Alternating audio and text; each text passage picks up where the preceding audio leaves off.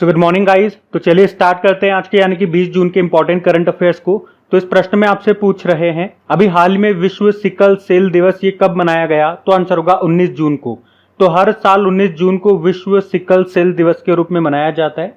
Theme क्या है? प्रगति के माध्यम से आशा, विश्व स्तर पर सिकल सेल देखभाल को आगे बढ़ाना। देखो, ये जो सिकल सेल रोग है ये एक आनुवांशिक रक्त विकार है जो मानव शरीर की लाल रक्त कोशिकाओं आरबीसी को प्रभावित करता है। आमतौर पर एक स्वस्थ मनुष्य में, एक हेल्दी पर्सन की जो आरबीसी होती है वो गोल आकार की होती है, जो आपको पता है ऑक्सीजन लेकर के पूरे शरीर में घूमती है। पर सिकल सेल रोग में ये आरबीसी हंसिया आकार की हो जाती है और इससे शरीर में ऑक्सीजन का प्रवाह कम हो जाता है। वैसे अगर एक स्वस्थ शरीर की हम बात करें तो आरबीसी का जो कार्यकाल होता है लगभग 120 दिनों का होता है, पर सिकल सेल लाल रक्त कोशिकाओं जो ये आरबीसी होती है उनका जीवन काल मात्र 10 या 20 दिन का होता है। वैसे इसका कोई इलाज नहीं है, हाँ, पर एक उपचार जरूर है, अस्थि मज्जा प्रत्यारोपण, बोन मैरो ट्रांसप्लांटेशन, पर वो बहुत जटिल है, कॉम्प्लिकेटेड है। अच्छा, वैसे भारत का लक्ष्य आप जरूर याद रखना, सिकल सेल रोग को खत्म करने का हमारा लक्ष्य क्या है? 2047 का है, जब हमारी स्वतंत्रता को भी 100 साल पूरे होंगे। और हमने ऊर्जा स्वतंत्र बनने का लक्ष्य भी 2047 का ही रखा है। आपको याद हो तो पिछले साल मोदी जी ने 1 जुलाई 2023 को मध्य प्रदेश के शहडोल में राष्ट्रीय सिकल सेल एनीमिया उन्मूलन मिशन शुरू किया था। तो सिंपल सा याद रखेंगे, विश्व सिकल सेल दिवस कब मनाते हैं? 19 जून को। अब डे वाला प्रश्न है, चलो जून के सारे मंथ एक बार फिर से मैं आपको रिवाइज कर रहा हूँ। 1 जून को विश्व दूध दिवस मनाया, 2 जून को तेलंगाना का स्थापना दिवस, 3 जून को विश्व साइकिल दिवस, 5 जून को विश्व पर्यावरण दिवस, 7 जून को विश्व खाद्य सुरक्षा दिवस, 8 जून को विश्व महासागर दिवस, 8 जून को वर्ल्ड ब्रेन ट्यूमर डे, 9 जून को अंतर्राष्ट्रीय अभिलेखाकार दिवस, 9 जून को ही विश्व प्रत्यायन दिवस, 11 जून को अंतर्राष्ट्रीय खेल दिवस यानी कि इंटरनेशनल डे ऑफ प्ले पहली बार मनाया, इंपॉर्टेंट है। 12 जून को बाल श्रम के खिलाफ विश्व दिवस, 13 जून को अंतर्राष्ट्रीय रंगहीनता जागरूकता दिवस, 14 जून को विश्व रक्तदाता दिवस, 15 जून को विश्व बुजुर्ग दुर्व्यवहार दिवस, 15 जून को ही वर्ल्ड विंड डे, 16 जून को अंतर्राष्ट्रीय परिवार परीक्षण दिवस और भी 17 जून को विश्व मरुस्थलीकरण और सूखा रोकथाम दिवस के रूप में मनाया था। तो ये जून के इंपॉर्टेंट डेज, इनको ध्यान में रखना। अगला प्रश्न देखते हैं। फिर आपसे पूछ रहे हैं अभी हाल ही में किसे धनलक्ष्मी बैंक के एमडीसीयू के रूप में नियुक्त किया गया? तो आंसर होगा अजीत कुमार के को। तो अभी धनलक्ष्मी बैंक ने अजीत कुमार के को एमडीसीयू के रूप में नियुक्त किया है। ये जो धनलक्ष्मी बैंक है प्राइवेट बैंक है, इसकी स्थापना होती है 1927 में। इसका मुख्यालय आपको त्रिशूर केरल में मिलेगा और इसका जो टैगलाइन होता है वो है बैंकिंग ऑन रिलेशनशिप फॉरएवर। अच्छा, यहाँ पे कुछ इंपॉर्टेंट अपॉइंटमेंट्स मैं आपको रिवाइज कराता हूँ, और ये इंटरनेशनल अपॉइंटमेंट्स नहीं है, लगभग सारे नेशनल अपॉइंटमेंट्स ही हैं। इंटरनेशनल अपॉइंटमेंट्स तो मैं आपको कई बार रिवाइज करा चुका हूँ। जैसे कि यहाँ पे देखो, रविंद्र त्यागी अभी पावर ग्रिड कॉर्पोरेशन के सीएमडी बने थे। Nadia kelvin European investment bank की न्यू प्रेसिडेंट बनी थी, एक आध इंटरनेशनल भी आ जाएगा। बाकी शशि सिंह अखिल भारतीय रबर उद्योग संघ के अध्यक्ष बने। पी संतोष नेशनल एसेट रिकंस्ट्रक्शन कंपनी के मैनेजिंग डायरेक्टर बने। रश्मि शुक्ला महाराष्ट्र की पहली महिला डीजीपी और विकासशील एशियन डेवलपमेंट बैंक के एग्जीक्यूटिव डायरेक्टर। दलजीत सिंह चौधरी सशस्त्र सीमा बल के डायरेक्टर जनरल। सेंथिल पांडियन ये वर्ल्ड ट्रेड ऑर्गेनाइजेशन में राजदूत बने थे। इंद्रमणि पांडे बिम्स्टेक के सेक्रेटरी जनरल बने। रघुराम अय्यर भारतीय ओलंपिक संघ के सीईओ बने, और आप जानते हो भारतीय ओलंपिक संघ की पहली महिला अध्यक्ष है PT Usha. Anil Kumar Lahoti telecom regulatory and authority of India के हेड बने। नवाब सलाम ये इंटरनेशनल कोर्ट ऑफ जस्टिस के हेड बने, लेबनान देश के हैं, ये याद रखना। सिंधु गणपति दक्षिण रेलवे की पहली ट्रांस महिला टीटीई बनी थी। सुमन कुमारी बॉर्डर सिक्योरिटी फोर्स की पहली महिला स्नाइपर बनी। अनुराग अग्रवाल संसद सुरक्षा प्रमुख बने। एएम खानविलकर लोकपाल अध्यक्ष बने। बाकी मरियम नवाज ये पाकिस्तान में पहली महिला मुख्यमंत्री बनी थी, वहां पे जो पंजाब प्रांत है वहां पे। एएस राजीव सतर्कता आयुक्त बने थे, vigilance commissioner. Rahul Singh CBSE के अध्यक्ष बने, और नवनीत सहगल प्रसार भारती बोर्ड के अध्यक्ष बने। ज्ञानेश कुमार और सुखबीर सिंह संधू चुनाव आयुक्त बने यानी कि इलेक्शन कमिश्नर। किशोर मकवाना राष्ट्रीय अनुसूचित जाति आयोग के अध्यक्ष बने। सरदार रमेश सिंह अरोड़ा पाकिस्तान में पहले सिख मंत्री बने, ये भी पंजाब प्रांत में बने थे। और देवेंद्र झाझरिया ये भारतीय पैरालंपिक समिति के अध्यक्ष बने थे। देवेंद्र झाझरिया का संबंध किससे है? भाला फेंक से है। तो यहाँ पे ये अपॉइंटमेंट्स हमने रिवाइज करे हैं, सारे 2024 के, ध्यान में रखना। अगला प्रश्न देखते हैं। फिर आपसे पूछ रहे हैं अभी हाल ही में जारी सिप्री की रिपोर्ट के अनुसार भारत में परमाणु हथियारों की संख्या कितनी हो गई है? तो आंसर होगा 172, 172। तो स्वीडन के थिंक टैंक सिप्री की रिपोर्ट आई है और इसके अनुसार भारत के न्यूक्लियर वेपन्स की संख्या बढ़कर के 172 हो गई है। पिछले साल तक भारत के पास 164 परमाणु हथियार थे और अब 172 हो गए हैं। वैसे इसमें बताया गया कि दुनिया में 9 देश हैं जिनके पास परमाणु हथियार हैं। कौन कौन से वो देश हैं मैं आपको बताता हूँ और सबसे ज़्यादा किनके पास है वो भी मैं आपको बताता हूँ। तो सबसे ज़्यादा हथियार रशिया के पास है। कितने हैं? 5580। अमेरिका के पास 5044, चाइना के पास 500। और ऐसे देखोगे आप नंबर के मामले में तो भारत ऐसे तो छठे स्थान पर आता है और हमने कहा टोटल 9 देश हैं दुनिया में जिनके पास न्यूक्लियर वेपन्स है। आपको याद हो तो पिछले साल सिप्री ने बताया था कि कौन सा देश अपनी सेना पे सबसे ज़्यादा खर्च करता है। तो पहले स्थान पे अमेरिका हो गया, दूसरे पे चाइना, तीसरे पे रशिया और चौथे पे भारत है। और सिप्री के अनुसार ही दुनिया का सबसे बड़ा हथियार आयातक देश ये कौन सा है? तो ये भारत है। मतलब जो हथियारों को सबसे ज़्यादा इंपोर्ट करता है, खरीदता है। वैसे परमाणु परीक्षण के खिलाफ अंतर्राष्ट्रीय दिवस भी याद रखना, international day against nuclear test, ये 29 अगस्त को होता है। अच्छा, यहाँ पे आज मैं आपको कुछ इंपॉर्टेंट रैंकिंग्स, कुछ इंपॉर्टेंट सूचकांक रिवाइज कराता हूँ जो भी हमने 2024 में पढ़े और जो सारे इंपॉर्टेंट है वही मैं आपको रिवाइज कराऊंगा। तो ध्यान से सुनना। जैसे कि देखो, इस साल का जो पहला इंडेक्स था वो हमने पढ़ा था करप्शन परसेप्शन इंडेक्स 2023। इसमें भारत 93 नंबर पे था, डेनमार्क टॉप पे रहा था और इसको जारी किया था ट्रांसपेरेंसी इंटरनेशनल ने। एक स्वच्छ सर्वेक्षण 2023 हमने पढ़ा था। इसमें कुछ और भी पॉइंट्स हैं, जैसे कि सबसे क्लीन शहर तो 2 हैं, इंदौर और सूरत, लेकिन 1 लाख से कम आबादी में महाराष्ट्र का सासवत टॉप पर है। और उसके अलावा सबसे स्वच्छ छावनी बोर्ड में मध्य प्रदेश का मऊ छावनी बोर्ड हो गया, राज्यों में महाराष्ट्र हो गया। सबसे स्वच्छ गंगा शहर बोलोगे तो वाराणसी और प्रयागराज हो गया और सफाई मित्र शहर चंडीगढ़ है। पहली बार हिम तेंदुआ रिपोर्ट आई थी और इसमें 3 पॉइंट ध्यान रखने वाले हैं कि टोटल भारत में कितने हिम तेंदुए स्नो लेपर्ड हैं, तो 718 हैं। सबसे ज़्यादा लद्दाख में है 477 और सबसे कम जम्मू कश्मीर में है 9। एक लोकतंत्र सूचकांक आया था डेमोक्रेसी इंडेक्स 2023 और भारत 41 नंबर पर है, टॉप पर नॉर्वे है। इसको जारी किया इकोनॉमिस्ट इंटेलिजेंस यूनिट ने। वैश्विक बौद्धिक संपदा सूचकांक इंटेलेक्चुअल प्रॉपर्टी इंडेक्स 2024, इसमें भारत 42 पे है और टॉप पे अमेरिका है। इसको जारी किया यूएस चैम्बर ऑफ कॉमर्स ने। लैंगिक असमानता सूचकांक 2022 आया था, इसमें भारत 108वें स्थान पर है, टॉप पे डेनमार्क है। उसी तरह से मानव विकास सूचकांक 2022 आया था, ह्यूमन डेवलपमेंट इंडेक्स, इसमें भारत 134 पर है और टॉप पे स्विट्जरलैंड है। और इन दोनों को जारी किया यूनाइटेड नेशन डेवलपमेंट प्रोग्राम ने। एक वर्ल्ड हैप्पीनेस रिपोर्ट आई थी, उसमें भारत 126वें स्थान पर है, टॉप पर फिनलैंड है, यूनाइटेड नेशन ने जारी किया। ग्लोबल फायर पावर इंडेक्स में भारत 4थे स्थान पर है, टॉप पर अमेरिका है। और बिजनेस एनवायरनमेंट रैंकिंग 2024 में भारत 51वें नंबर पर है, टॉप पर सिंगापुर है। इसको इकोनॉमिस्ट इंटेलिजेंस यूनिट ने जारी किया।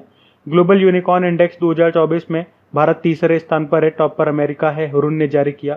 दुनिया का तीसरा सबसे बड़ा ई मार्केट प्लेस ये बना था भारत का गवर्नमेंट ई मार्केट प्लेस, इसमें पहले स्थान पर साउथ कोरिया का है। साइबर क्राइम इंडेक्स में भारत 10वें स्थान पर है, टॉप पर रशिया है। विश्व प्रेस स्वतंत्रता सूचकांक 2024 आया, इसमें भारत 159 पर है, टॉप पे नॉर्वे है। रिपोर्टर्स विदाउट बॉर्डर ने इसको जारी किया। एक travel and tourism development index 2024 आया, भारत 39 नंबर पर है, टॉप पे अमेरिका है, वर्ल्ड इकोनॉमिक फोरम ने जारी किया। ग्लोबल सिटीज इंडेक्स 2024 आया, टॉप पर तो न्यूयॉर्क है लेकिन भारत में टॉप पे दिल्ली है और इस लिस्ट में ये 350वें स्थान पर है। अभी पर्यावरण प्रदर्शन सूचकांक 2024 आया था, environment performance index, Bharat 176 number पर है, टॉप पर एस्टोनिया है, येल यूनिवर्सिटी ने इसको जारी किया था। फिर ग्लोबल जेंडर गैप इंडेक्स 2024 हमने पढ़ा था, इसमें भारत 129 नंबर पर है, टॉप पे आइसलैंड है, इसको वर्ल्ड इकोनॉमिक फोरम ने जारी किया। और अभी लेटेस्ट ग्लोबल पीस इंडेक्स 2024 हमने पढ़ा था, इसमें भारत 116वें स्थान पे था, टॉप पे आइसलैंड था, इसको जारी किया था इंस्टीट्यूट ऑफ इकोनॉमिक पीस ने। तो ये 2024 के जो मोस्ट इंपॉर्टेंट इंडेक्सेस सूचकांक है वो मैंने आपको यहाँ पे एक साथ रिवाइज करा दिए, इनको ध्यान में रखना। अगला प्रश्न देखते हैं। फिर पूछ रहे अभी हाल ही में समलैंगिक विवाह को मान्यता देने वाला पहला दक्षिण एशियाई देश कौन सा बन गया है, तो आंसर होगा थाईलैंड। तो अभी थाईलैंड की संसद ने समलैंगिक विवाह से जुड़े बिल को पारित कर दिया है। तो अब दक्षिण पूर्व एशिया में थाईलैंड ये सेम सेक्स यानी कि समलैंगिक विवाह को मान्यता देने वाला पहला देश बन गया है। या आप यूं भी कह सकते हो कि एशिया में ताइवान और नेपाल के बाद तीसरा देश ये बन गया है सेम सेक्स मैरिज को मान्यता देने वाला। आपको याद हो तो इसी साल हमने पढ़ा था एक देश ऐसा भी है जिसने समलैंगिक विवाह को अपराध माना है, इराक की मैं बात कर रहा हूँ। चलो आप ये बताओ भी, यूरोपीय संघ के पहले खुले तौर पर समलैंगिक राष्ट्रपति कौन बने? एडगर्स रेंकेविक्स बने थे। वैसे ये लातविया के प्रेसिडेंट भी हैं। अभी फ्रांस के सबसे युवा व पहले समलैंगिक प्रधानमंत्री कौन बने थे? गैब्रियल एटल बने थे। अच्छा, भारत का पहला ट्रांसजेंडर कम्युनिटी डेस्क कहाँ पे खुला? तो याद रखना ये खुला था हैदराबाद में। और पूछे देश का पहला ट्रांसजेंडर यूनिवर्सिटी कहाँ पे खोली जाएगी? तो उत्तर प्रदेश में। बात यहाँ पे वैसे थाईलैंड की है, तो ये रहा मैप में थाईलैंड। कैपिटल बैंकॉक होती है, करेंसी है थाई बहत और प्रधानमंत्री हैं श्रेथा थाविसेन। तो ये ध्यान में रखना। अगला प्रश्न देखते हैं। फिर आपसे पूछ रहे हैं, अभी साहिल चौहान ने सबसे तेज T20 शतक बनाया है। वे किस देश के लिए क्रिकेट खेलते हैं या किस देश के प्लेयर हैं? तो आंसर होगा एस्टोनिया। तो एस्टोनिया के प्लेयर हैं ये साहिल चौहान और T20 में सबसे तेज शतक लगाने वाले बल्लेबाज ये बन गए हैं। साहिल ने साइप्रस के खिलाफ 27 बॉल्स पर सेंचुरी लगा करके नया वर्ल्ड रिकॉर्ड बना दिया है। तो साहिल चौहान का नाम ध्यान रखेंगे। अच्छा, क्रिकेट से एक क्रिकेटर आपको याद आएंगे, आर अश्विन। अभी इनकी ऑटोबायोग्राफी आई है, उसका नाम है आई हैव द स्ट्रीट्स अ कुटी क्रिकेट स्टोरी। और अभी मैं पूछूं कि ICC women's T20 world cup 2024 कहाँ पे होगा या कौन होस्ट कर रहा है? तो आंसर होगा बांग्लादेश। वहीं पुरुषों का जो T20 वर्ल्ड कप है उसे होस्ट कर रहा है वेस्ट इंडीज और अमेरिका। ये ध्यान में रखना। अगला प्रश्न देखते हैं। फिर आपसे पूछ रहे हैं, अभी हाल ही में किसने पारिस्थितिकी तंत्र के पुनर्वास के लिए प्रकृति बहाली कानून को अपनाया है? तो आंसर होगा यूरोपियन यूनियन ने। तो अभी यूरोपियन यूनियन के एनवायरमेंटल काउंसिल ने नेचर रिस्टोरेशन लॉ को मंजूरी दे दी है। ये कानून यूरोपियन यूनियन के सभी 27 देशों पर लागू होगा। इस कानून को पर्यावरण के संरक्षण के लिए, कंजर्वेशन के लिए बनाया गया है। तो इसमें क्या होगा? जंगलों को वापस उगाना, दलदलों और नदियों में प्राकृतिक तौर पर पानी हो, ये सब सुनिश्चित किया जाएगा। तो इस कानून के जरिए 2030 तक यूरोपियन यूनियन के कुल जमीनी और समुद्र क्षेत्र का कम से कम 20% हिस्सा स्टोर करने और 2050 तक सभी इकोसिस्टम्स का संरक्षण करने का लक्ष्य बनाया गया है। देखो, यूरोपियन यूनियन की बात करते हैं, स्थापना इसकी रोम की संधि के दौरान होती है। वर्तमान में इसके सदस्य देश 27 हैं, क्योंकि ब्रिटेन अलग हो चुका है। और हेडक्वार्टर ब्रुसेल बेल्जियम में है और प्रेसिडेंट हैं उर्सुला वॉन डेर लेन। लेकिन अगर पूछे कि यूरोपियन पार्लियामेंट के प्रेसिडेंट कौन है, तो आंसर होगा रॉबर्ट मेटासोला। तो यह आप ध्यान में रखना। अगला प्रश्न देखते हैं। फिर आपसे पूछ रहे, हाल ही में सौर घूर्णन के नए पैटर्न की खोज करने वाले सीहे मिशन को किसने लॉन्च किया है? तो आंसर होगा चाइना। अब इस मिशन को मैंने क्या बोला? शी है। आप पढ़ोगे इसे तो चैस पढ़ो या चैस आप पढ़ लोगे, लेकिन चाइना का ये मिशन है और इन्होंने इसको बोला है शी है। स्पेलिंग यही है, बोला इनको शी है, जिसका मतलब होता है सूर्य की देवी। यहाँ पे इन्होंने इसकी फुल फॉर्म भी दी है, Chinese H alpha solar explorer. इस मिशन का उद्देश्य है सोलर एटमॉस्फेरिक रोटेशन के न्यू पैटर्न का पता लगाना। देखो, सूर्य अपने एक्सिस पर 27 दिनों में एक चक्कर पूरा करता है। तो अभी उसी के घूर्णन यानी कि रोटेशन का नया पैटर्न पता करने के लिए ये शीहे मिशन शुरू किया है चाइना ने। आपको याद होगा अभी चाइना ने चांग ई मिशन को भी लॉन्च किया था, जो कि चंद्रमा के सुदूर हिस्से पर, यानी कि चंद्रमा के जो दूरस्थ वाला हिस्सा है जो हमें दिखाई नहीं देता, वो अंधेरा वाला पार्ट, वहां पे गया था। वहां से मिट्टी वगैरह सैंपल वगैरह लेकर के फिर से पृथ्वी पर लौटा था। तो उस मिशन का नाम था चांग E6। वैसे अभी चाइना ने कहा कि वो 2026 तक चांग E7 मिशन को भी लॉन्च करेगा। और इसी मिशन में हाइपर स्पेक्ट्रल कैमरा बनाने के लिए 2 देश इसमें शामिल हुए थे। इस मिशन में कौन कौन से? इजिप्ट और बहरीन। ये पढ़ा था हम लोगों ने। अच्छा, यूँ बताओ किस देश ने अपनी पहली अंतरिक्ष एजेंसी जिसका नाम है कासा, इसको लॉन्च किया? तो साउथ कोरिया ने। अभी बोइंग कंपनी अमेरिका की, उसके स्टार लाइनर अंतरिक्ष यान को उड़ाने वाली पहली महिला कौन बनी? सुनीता विलियम्स। और अगर मैं पूछूं कि आर्टेमिस समझौते पर हस्ताक्षर करने वाला भी 42वां देश कौन सा बन गया है, तो आंसर होगा स्लोवाकिया। इससे पहले 41 नंबर का बना था पेरू। और नासा का जो आर्टेमिस मिशन है वो क्या है या उसका उद्देश्य क्या है? मनुष्यों को एक बार फिर से चांद पर लेकर के जाना। और इसमें एक महिला भी जा रही है इस बार, उसका नाम है क्रिस्टीना कोच। और चाइना की बात है तो चाइना की कैपिटल होती है बीजिंग। आप मुझे बताएंगे बीजिंग में किसका हेडक्वार्टर है? चलो मैं बताता हूँ। एक तो शंघाई कोऑपरेशन ऑर्गेनाइजेशन का है और एशियन इंफ्रास्ट्रक्चर इन्वेस्टमेंट बैंक का है। करेंसी होती है रेनमिनबी और प्रेसिडेंट है शी जिनपिंग। तो ध्यान रखना ये। अगला प्रश्न देखते हैं। फिर आपसे पूछ रहे अभी हाल ही में ड्यूटी के दौरान अपनी जान गंवाने वाले कर्मचारियों को 1 करोड़ रुपए का बीमा मुआवजा देने वाला पहला राज्य कौन सा बन गया है? तो आंसर होगा कर्नाटक। तो याद रखना अभी कर्नाटक सरकार ने ड्यूटी के दौरान सड़क दुर्घटनाओं में जान गंवाने वाले कर्मचारियों को 1 करोड़ रुपए का बीमा मुआवजा देने वाला ये पहला राज्य बन गया है। और अगर उस कर्मचारी की मृत्यु बीमारी के कारण होती है, एक्सीडेंट से नहीं बीमारी से होती है, तो फिर उसे 10 लाख का मुआवजा मिलेगा। एक्सीडेंट होता है, सड़क दुर्घटना होती है तो 1 करोड़ का, बीमारी से मृत्यु होती है तो 10 लाख का मुआवजा मिलेगा। और बीमा से आपको याद आएगा कि सभी नागरिकों को मुफ्त स्वास्थ्य बीमा सुविधा देने वाला देश का पहला राज्य कौन सा बना था? तो ये राजस्थान बना था। उस समय उस योजना का नाम चिरंजीवी योजना हुआ करता था। मैंने ऐसे क्यों बोला उस समय? क्योंकि जब यहाँ पे दिसंबर 2023 के पहले कांग्रेस सरकार हुआ करती थी, अशोक गहलोत जब मुख्यमंत्री थे, तो तब उन्होंने ये शुरू किया था। अब तो बीजेपी सरकार आ गई और उन्होंने प्रधानमंत्री आयुष्मान जो भारत योजना है उसके अंदर इस चिरंजीवी योजना को शामिल कर लिया है। देखो, कर्नाटक की कैपिटल क्या होती है? बंगलुरु होती है। यहीं पे आपको इन्फोसिस का, विप्रो, हिंदुस्तान एरोनॉटिकल लिमिटेड और इसरो का हेडक्वार्टर मिल जाएगा। इसे सिलिकॉन वैली ऑफ इंडिया भी कहते हैं। मुख्यमंत्री सिद्धारमैया है और गवर्नर है थावरचंद गहलोत। तो ध्यान रखना। ये अगला प्रश्न देखते हैं। फिर आपसे पूछ रहे हैं कि मर्सर के अनुसार प्रवासियों के लिए भारत का सबसे महंगा शहर कौन सा है? तो आंसर होगा मुंबई। तो अभी HR कंसल्टेंसी मर्सर ने 2024 कॉस्ट ऑफ लिविंग सर्वे की रिपोर्ट जारी की है और इसमें भारत का सबसे महंगा शहर मुंबई को बताया है। वहीं वैश्विक स्तर पर यानी कि वर्ल्ड लेवल पे दुनिया के 226 शहरों को इस लिस्ट में शामिल किया है और उन 226 शहरों में से जो ये मुंबई है ये 136वें स्थान पर है।